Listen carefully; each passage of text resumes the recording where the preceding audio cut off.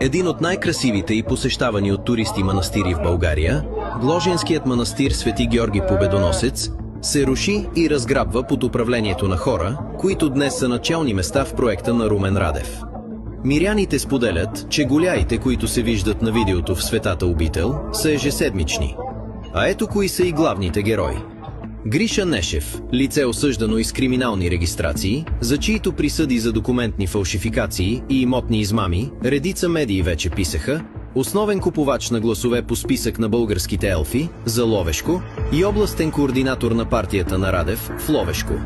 Приближен до Димитър Здравков. Димитър Здравков, водач на листата на Радев в Плевен и отговорник за област Ловеч и Плевен, чест посетител на тези голяи в Гложенския манастир. Много близък с криминално проявения Гриша Нешев.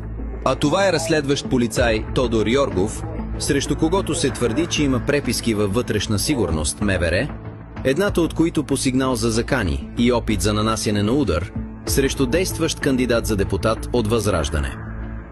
Именно Тодор Йоргов в момента се лансира от тази групичка за бъдещ началник на районно управление Тетевен, ако се стигне до смяна на сегашния.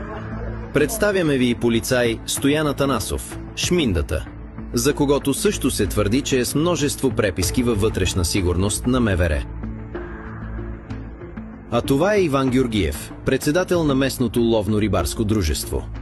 На вашето внимание, майката на Тинна Борисова, кандидат за народен представител от партията на Радев и част от манастирското настоятелство. Заедно с Гриша Нешев са обсебили Гложенския манастир от години. Ето го и бащата на Тинна. Ще перефразираме старата поговорка: сговорна дружина, избори обира. Този ли прогрес искаме за България?